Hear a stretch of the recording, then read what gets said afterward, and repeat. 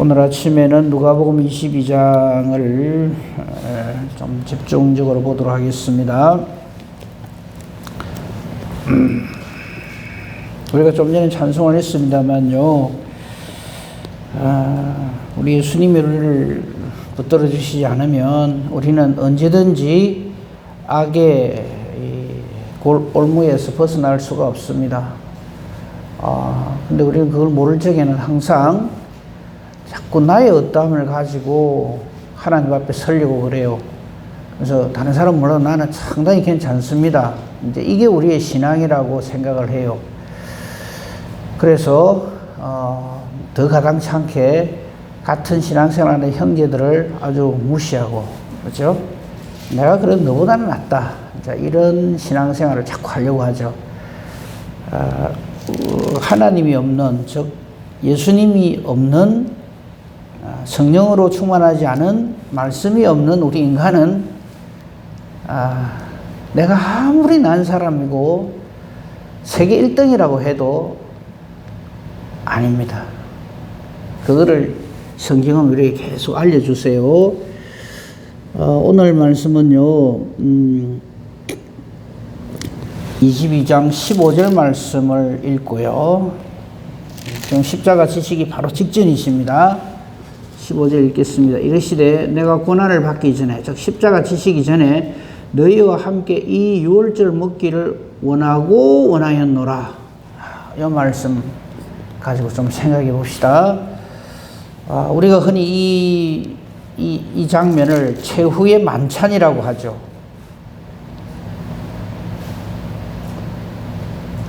그 레오나르도 다빈치입니까? 그 사람이 그린 그림이 최후의 만찬이라는 그림이 있죠.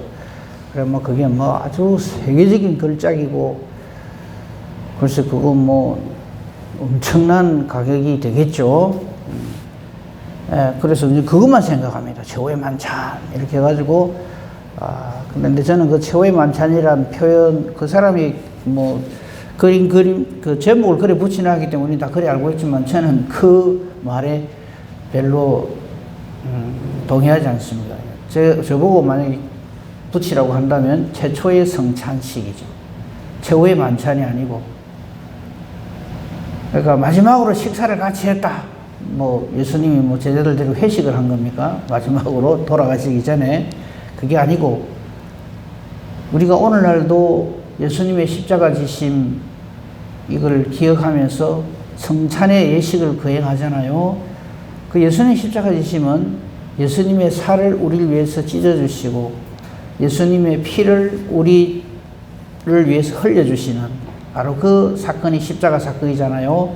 이 십자가 사건이 없으면 우리 중에 어느 누구도 구원 얻을 자가 단 한 사람도 없죠. 근데 우리 인간은 그걸 몰라요. 그렇죠? 우리 인간은 그걸 몰라요. 그래서 어제도 봤습니다만 예수님께서 십자가 지신다 하는 이야기를 제자들이 하니까 제자들은 막 펄쩍펄쩍 뜁니다. 그 중에서 베드로는 난리가 났었죠. 그죠? 그건 뭐 다시 안 찾겠습니다. 인자가 저들에게 넘겨져서 고난을 당하고 죽임을 당하고 3일 만에 살아날 것이다, 이 이야기를 하니까 베드로가 막 펄쩍펄쩍 뛰면서 절대 일이 일어날 수 없습니다 라고 강경하게 이렇게 반대를 하죠. 뭐 왜 그러냐 하면 이 예수님의 십자가 지심의 의미를 모르기 때문에 그래요. 오늘날도 많은 사람들은 예수님의 십자가 사건을 옛날에 예수가 그냥 그 당시 사람들에게 미움과 시기를 받아서 정치적으로 희생된 참 안타까운 죽음이다, 이 정도만 생각하지, 그 죽음이 바로 온 인류를 구원하는 대속의 죽음이라는 것을 인정을 안 하려고 들죠.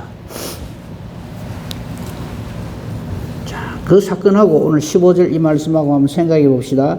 내가 고난을 받기 전에, 즉 십자가를 지시기 직전에 너희와 함께 이 유월절 먹기를 그냥 원하노라가 아니라, 한번 보세요. 원하고 원하였노라. 무슨 뜻이에요? 간절히 원했다는 거죠.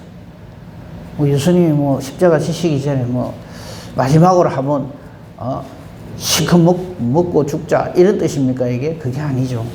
이 유월절의 의미를 그리고 예수님의 우리를 위한 살찢고 피 흘리심의 의미를 제자들에게 증거하고 또 지금 이 성찬 예식이 오늘날도 우리에게 이루어지고 있잖아요. 이 의미를 우리가 알고 참여를 해야 되죠. 이걸 모르면은 아이고 이번에 제가 성찬식을 항상 하고 난 다음에 항상 듣는 말이 있어요. 목사님 이번에는 떡이 좀 크던데요. 아니면 이번 포도주는 별로 맛이 없던데요. 예, 앞으로 잘 준비하겠습니다. 근데 그거 하려고 하는 게 아니잖아요. 그죠? 예수님의 우리를 위한 대속의 죽으심과 부활로 승리하심을 그 예수님의 살과 피에 내가 참여함으로 내가 예수님과 하나가 되는 예식이잖아요. 그죠? 지금 그거를 제자들에게 알려주는 거죠. 그래서 이 유월절을 너희와 함께 먹기를 간절히 원하고 원했다. 여기서도 또 중요한 말씀 뭐냐면 고난이란 말하고 그 다음에 너희와 함께란 말입니다. 예수님 십자가를 지셨는데 이거 한번 상상해 보세요. 제가 쓸데없는 상상이라고 생각을 하는데 예수님 십자가 지시고 보혈을 흘려주셨잖아요. 근데 그래 했는데 단 한 인간도 구원을 못 받았어.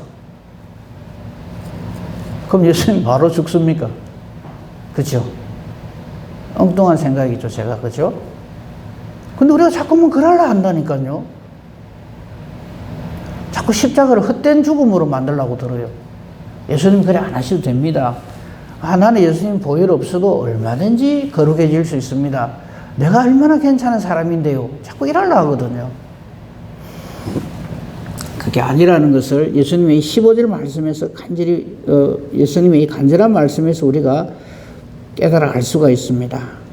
유월절 먹기를 원하고 원하신 이유, 이것 없이는 유월절 어린 양이신 예수 그리스도의 살과 피가 없이는 여기에 참여하지 않고는 아무도 구원 얻을 자가 없다는 것을 우리는 명심해야 합니다. 그죠? 그리고 16절 말씀을 오해를 하시면 안 되고요. 18절 말씀도 같은 말이에요. 이 유월절이 하나님의 나라에서 이루어지기까지 다시 먹지 아니하리라. 그 다음에 18절 말씀. 내가 너에게 이르노니 내가 이제부터 하나님 나라가 임할 때까지 포도나무에서 난 것을 다시 마시지 아니하리라. 이걸 가지고 예수님은 이때부터 금주를 선언하셨다. 포도주 안 드시기로 작정을 하셨다. 이제 이렇게 우리가 해석을 하는데 이거 전에 꽤 좀 됐습니다만 예수님의 우리와의 혼인잔치 그거 할 적에 말씀을 잠깐 드렸어요. 간단하게만 말씀을 드리면 이건 유대인들은 이 말을 다 알아들어요. 그렇죠? 우리로 치면 이겁니다. 자, 예를 들어서 총각이나 처녀에게 국수 언제 먹여줄 거야? 이렇게 물어보죠. 우리만 알고 있는 단어예요, 이게. 우리만 아는. 그럼 그 말이, 그렇습니까? 밑에 내려가면 멸치국수집 맛있게 하는 집 있습니다. 그 값이다. 대접해 드릴게요. 말을 그리 하면 됩니까? 아니잖아요. 국수 언제 먹여줄 거야? 이 말은 언제 결혼하니? 이 말이죠. 그죠? 근데 이거는 우리나라 사람 말고는 다른 나라 사람들은 못 알아들어요. 그죠? 그럼 결혼을 했어요. 요즘 애들 소식 있습니까? 이러면 무슨 뜻이에요? 애기 가졌냐? 이 말이죠. 근데 그걸 일주일에 한 번씩 전화는 잘 옵니다. 이러면은 말귀를 못 알아듣는 거잖아요. 무슨 말인지 이해가 되시죠? 우리말에 다른 나라 사람들은 전혀 알아듣지 못하는 우리만의 통하는 말들이 있어요. 내 코가 석자다. 아이고 목사님 그거는 이전이나 지금이나 납득인데 무슨 코가 석자란 말입니까? 그래 해석을 하면 안 되죠. 내 발등에 불 떨어졌다. 아이고 많이 안 다쳤습니까? 화상약 바르세요. 답을 그래 하면 안 되죠. 이거 똑같습니다. 유대인들에게 있어서 내가 다시는 포도주를 마시지 않겠습니다. 이 말은 신랑 신부가 유대인 사회였습니다. 약혼식을 할 때 당신 마음에 들어요 이런 뜻이에요. 자, 포도주 딱 이렇게 권했을 때 그 마시고 난 다음에 내가 다시는 포도주를 마시지 않겠습니다. 당신하고 혼인할 때까지 포도주를 마시지 않겠습니다. 이 말은 완전한 프로포즈를 하는 거예요. 지금 난 당신 참 마음에 듭니다.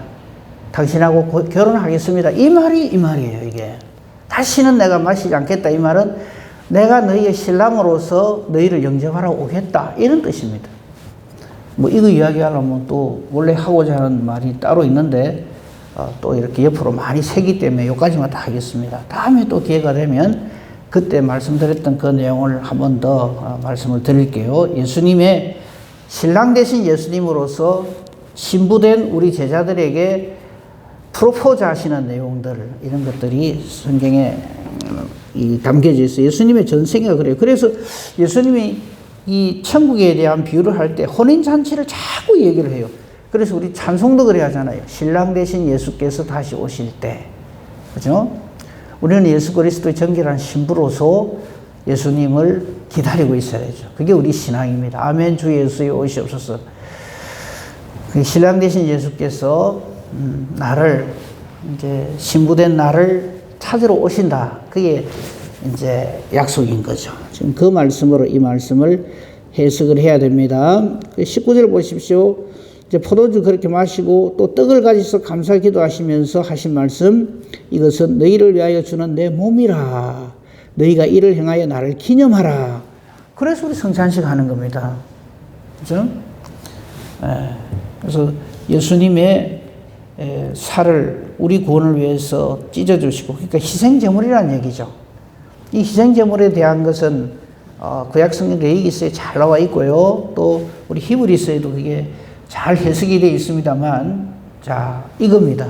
우리 구원받는 건요,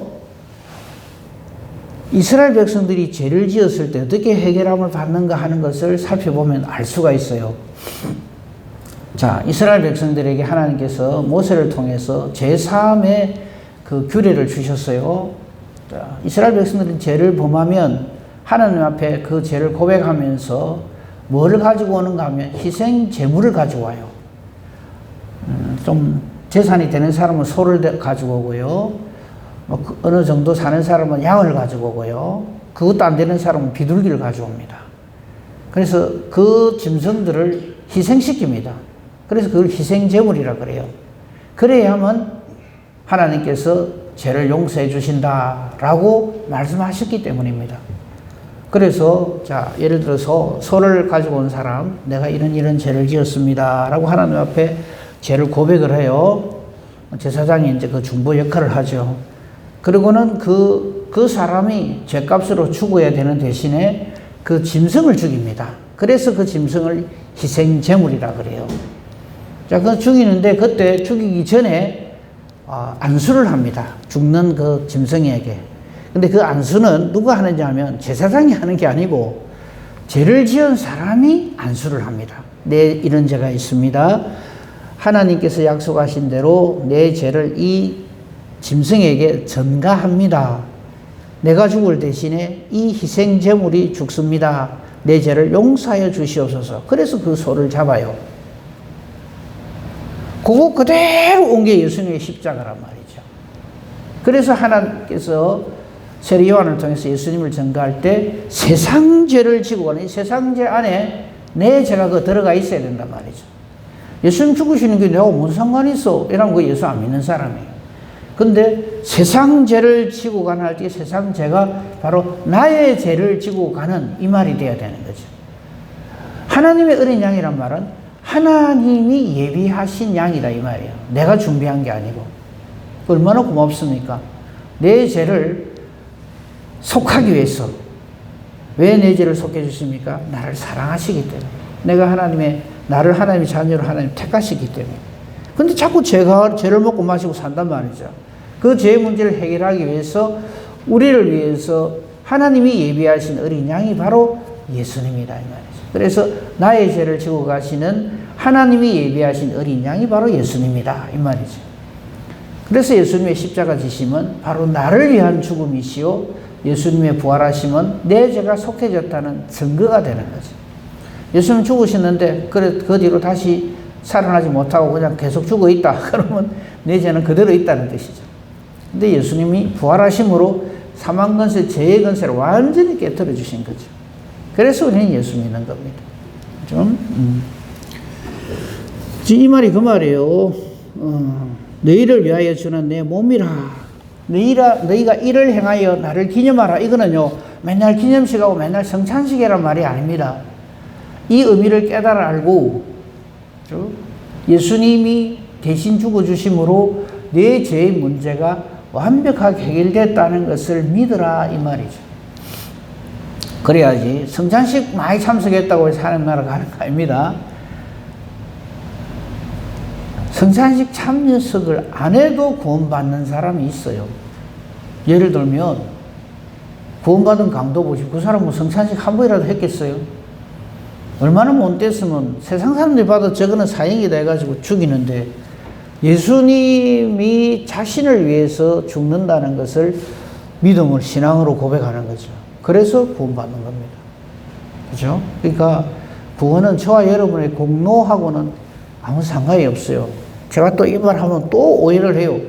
아, 이태식 목사는 막 예수 아무렇게나 믿어도 그냥 구원받는다더라. 그 말이 아니고요. 주님의 은혜를 깨달아 안 사람은요, 그 다음 그 사람의 삶은 세상이 감당 못하는 믿음과 충성과 헌신과 열심으로 주의를 합니다. 그렇게 열심을 내라는 말이죠. 사람의 열심으로 열심을 내지 말고 이를 깨달아 안 열심으로 주의 일에 착하고 충성되고 신실하라, 이런 말입니다. 오해가 없었으면 좋겠습니다. 오해 안 하실 거지만요. 자, 22절 보십시다. 인자는 이미 작정된 대로 간다. 이게 하나님 뜻이죠.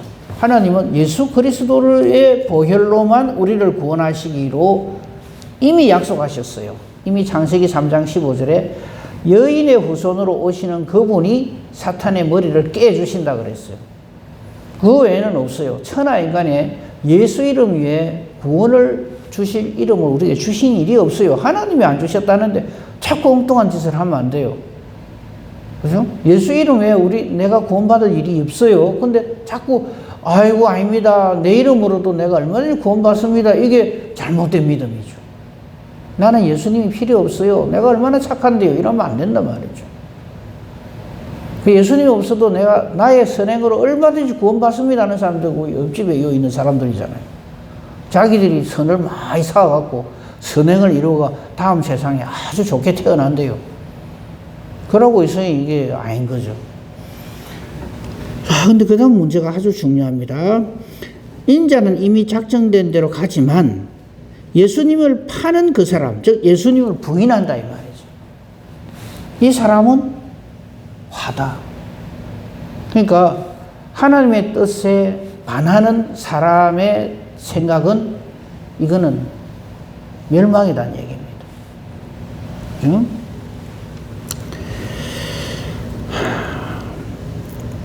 (23절) 어제도 잠깐 말씀드렸는데 그들이 서로 묻습니다. 예수님 이 말씀을 하니까 예수님을 파는 사람이 있다 하니까 우리 중에서 이 일을 행할 자가 누굴까 하면서 서로 막 두리번 하면서 의심의 눈초리를 서로 쳐다봐요. 우리 신앙생활을 이래 하거든. 자, 어제 질문했는데 또 물어봅니다. 누가 예수님을 팔까요?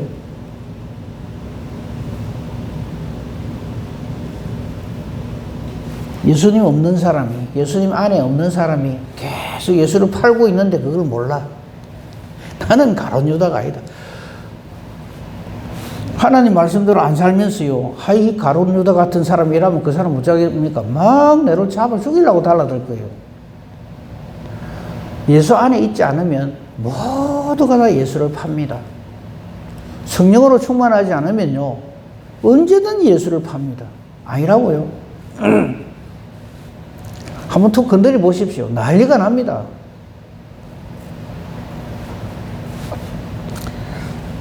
예수 그리스도의 복음의 그 은혜를 모르는 사람한테 우리는 다 개수 죄인입니다. 그러면 뭐라는 줄 압니까? 너는 그럴지 몰라도 나는 아니야. 이랍니다. 깨닫지 못하는 거죠. 그래서 우리는 예수님의 이 말씀 앞에 우리 중에서 이 일을 행할 자가 누굴까? 나는 아닌데 혹시 니냐? 이러고 있으면 안 된단 말이죠. 만일 우리가 예수 그리스도 안에 있지 않으면 우리 모두는 다 예수를 파는 사람이다. 근데 나로 하여금 예수를 팔 자인데 예수님을 팔지 아니하고 예수 그리스도 예수 구원 얻을 자로 삼아주신 하나님 감사합니다. 이게 우리 믿음의 내용입니다.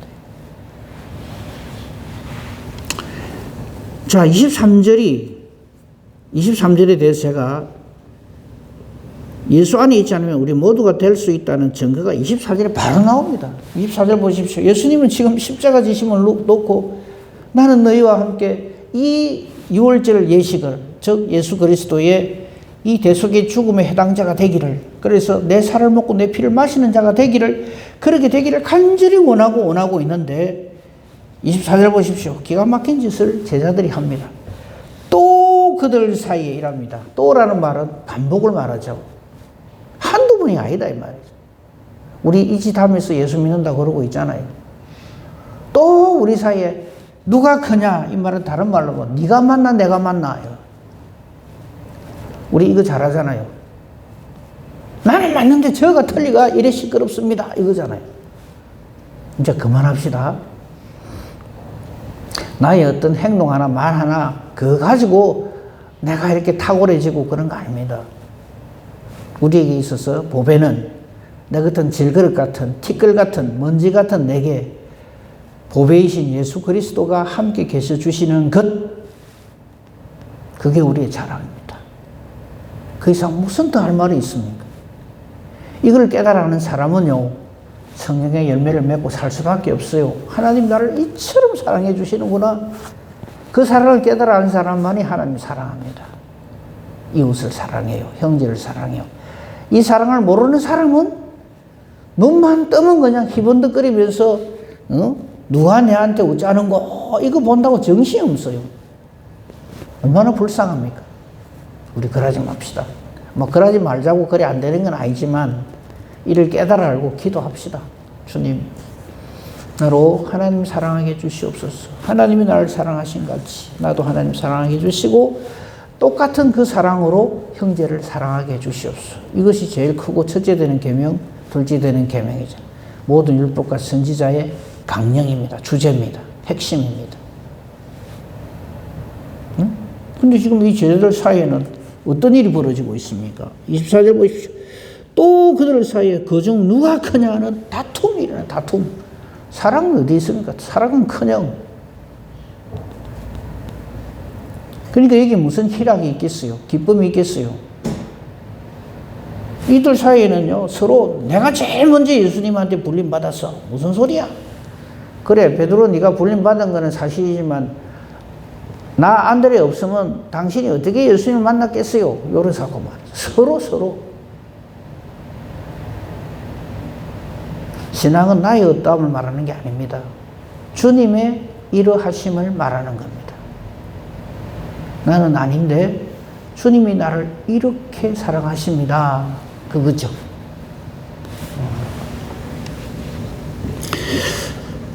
근데 그들 사이에 또 누가 크냐 하는 다툼이 일어나는 이게 예수님 앞에서 한 것 같아요. 그죠? 25절을 보면 그거 알 수 있죠. 예수님께서 이 말을 듣고 이래 말합니다. 세상 사람들은 너희들처럼 그렇게 큰 자가 돼야 된다 이렇게 하는데 너희 중에는 안 그렇다. 이런 말씀을 예수님 하십니다. 그렇죠? 나머지 마태복음 26장에 나오는 병행 기절을 보십시오. 참 기가 막힙니다. 이걸 예수님 앞에서 하고 있어요. 우리는 이 장면을 보면서 참 이 제자들 참 진짜 철없네. 저끼리 있을 때는, 우리끼리 있을 때는 몰라도 예수님 앞에서 이러면 안 되지. 그러면서 우리끼리 다퉈요. 교회 안에서. 네가 맞나 내가 맞나. 내 하는 게 맞지. 저 손 떨린다. 얼마나 잘못되어 있는지 아시겠죠? 그죠? 이제 그만합시다, 우리. 그럼에도 불구하고 29절 읽으면서 저는 가슴을 쳤습니다. 그래서 오늘 아침에 찬송을 우리는 주님을 늘 배반하나 이 찬송이 막 절로 터져 나오는 거예요. 왜? 이래 찾는 제자들한테 예수님이 이런 말씀하십니다. 내 아버지께서 나라를 내게 맡기신 것 같이 나도 너희에게 맡겨. 기가 차죠? 이 한심한 이 제자들에게. 제자들이 용하고 장해서 일을 합니까? 아니요. 끝까지 사랑하시고 붙드셨어요. 우리 그 뒷이야기 알잖아요.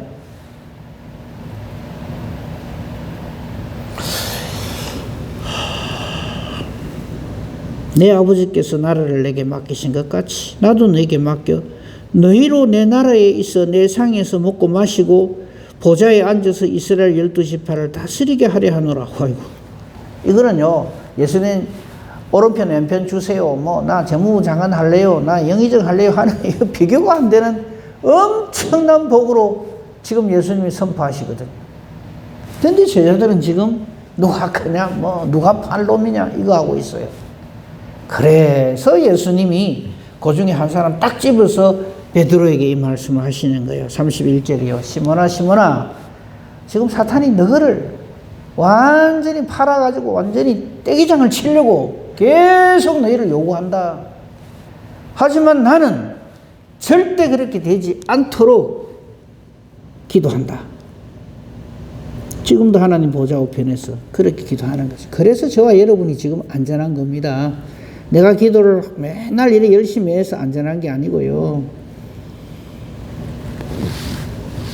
32절, 내가 너를 위하여 믿음이 떨어지지 않기를 기도한다. 나중에 돌이킨 후에, 나중에 성령 충만한 후에 네가 나를 이 사람들에게 증거함으로 형제들을 굳게 하라. 구원에 이르도록 하라. 이렇게 얘기를 해요. 그러니까 베드로가 이 말을 그냥 탁 듣고는 역시 예수님이 나를 인정해 주는 건 좋은데 아니 지금 사탄이 나를 청구한다고 내가 그 넘어갈 사람으로 보입니까? 이거죠. 그게 33절입니다. 주여 내가 주와 함께 오게도 죽는데도 가기를 각오했습니다. 사람의 각오요, 사탄이 웃습니다. 예? 각오. 우리의 각오 때문에 사탄이 우리한테 못 덤비드는 게 아니고요, 예수님이 탁 붙들고 계시기 때문에 못 덤비드는 거죠. 우리 주제 파악해야 됩니다. 34절은요, 예수님이 베드로에게 아니 진짜 안 되겠네 하고 야단치고 하는 장면이죠. 그런데 걱정하지 마라. 34절 다음에 32절을 읽어야 돼요. 34절을 제가 먼저 읽어볼게요. 베드로야, 내가 네게 말한다. 오늘 닭 울기 전에, 즉 날 새기 전에 네가 3번 나를 모른다고 부인하리라. 그러나 내가 너를 위하여 네 믿음이 떨어지지 않기를 기도하였노니 너는 돌이킨 후에 내 형제를 굳게 하라. 이래 되는 거죠. 그러면 확 해석이 바르게 눈에 확 들어오죠. 그런데도 불구하고 우리는 계속해서 33절로 가지고 고집을 부려요. 날로 몰아보십니까? 주님, 나는 다릅니다. 이 목사는 저런지 몰라도 저는 아닙니다. 이러고 자꾸 그러거든요. 34절 말씀 앞에 어느 누가 나는 아닙니다 할 자가 있겠어요. 하지만 우리 예수님은 32절 해주십니다. 우리를 위해 지금도 기도하십니다. 이 기도가 저와 여러분의 기도이기를. 그래서 맨날 제가 기도하잖아요. 내 기도가 하나님의 뜻과 같기를. 이온화 복으로 충만한 복된 저와 여러분이기를 우리 주님의 이름으로 축복하며 축원합니다. 아멘. 감사합니다 하나님.